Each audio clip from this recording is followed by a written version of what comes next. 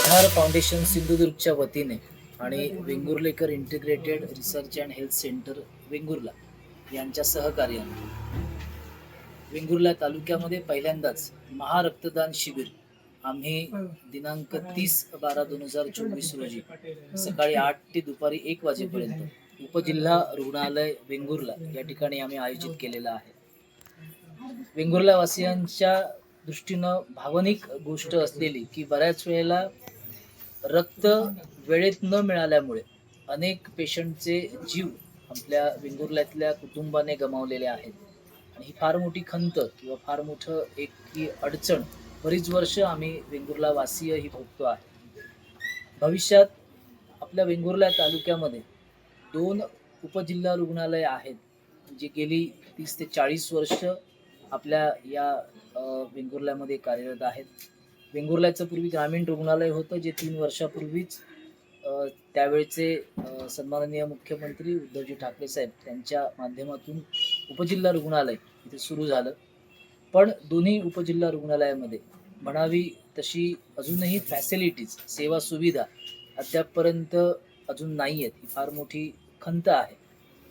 आमची अपेक्षा अशी आहे की भविष्यामध्ये इथे ब्लड बँक रक्तपेढी इथे सुरू व्हावी. आतापर्यंत फक्त ओरोस आणि सावंतवाडी या 2च ठिकाणी आपल्या जिल्ह्यामध्ये रक्तपेढ्या कार्यान्वित आहेत. त्याची स्टोरेज कॅपॅसिटी सुद्धा फार कमी आहे.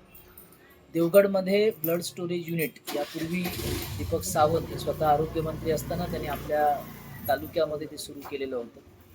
आमची मागणी आहे वेंगुर्ला वासियांची आणि वेंगुर्ला तालुक्यातील सर्व स्वयंसेवी संस्था, NGO, क्रीडा मंडळ, संघटना या सगळ्यांच्या माध्यमातून की भविष्यामध्ये आमच्याकडे ब्लड बँक सुरू व्हावी. सगळ्या कॅटेगरीचे रक्तगट आमच्याकडे इथे उपलब्ध व्हावेत जेणेकरून भविष्यात रक्तासाठी वणवण करावी लागू नये. बांबोळीला आजही इथं पेशंट ॲडमिट केला, चेक केला, तपासणी केली, कॅज्युलिटीमधून लगेच त्याला रेफर केलं जातं आणि बांबोळीत किंवा कोल्हापुरात जाईपर्यंत बरेच रुग्ण दगावलेले सुद्धा आहेत.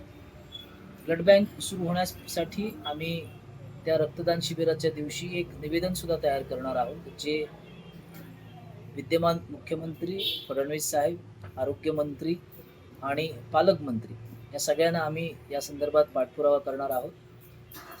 माननीय नामदार प्रकाश आबिटकर साहेब जे आपल्या सिंधुदुर्ग जिल्ह्याच्या फार जवळ राहतात चंदगड विधानसभेमध्ये, त्यांचाही फार मोठा वाटा आमच्या सिंधुदुर्ग जिल्ह्याच्या आरोग्यविषयक अडचणी दूर करण्यासाठी आम्हाला भविष्यात मिळेल अशी अपेक्षा आम्ही करतोय आणि त्यांचाही दौरा जानेवारी महिन्यामध्ये आमच्या सिंधुदुर्गात व्हावा, वेंगुर्ल्यामध्ये व्हावा जेणेकरून उपजिल्हा रुग्णालय असेल, PSC असेल, आरोग्यवर्धिनी असेल या सगळ्या ठिकाणी आपला जो आरोग्यविषयक ज्या अडीअडचणी आहेत त्या दूर होण्यासाठी मदत होईल.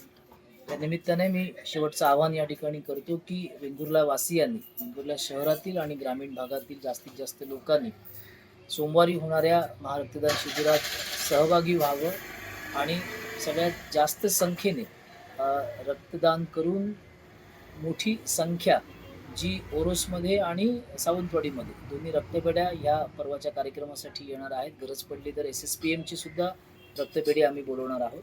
जास्तीत जास्त रक्तदान करून आमच्या संघटनेला, आमच्या संस्थेला सहकार्य करावं अशी विनंती करतो. आमचे दिवसभरातले सर्व अपडेट्स, ताज्या घडामोडी आणि थेट लाईव्ह पाहण्यासाठी सबस्क्राईब करा, लाईक करा कोकणचं नंबर 1 महा चॅनल कोकण 7 लाईनचं YouTube चॅनल.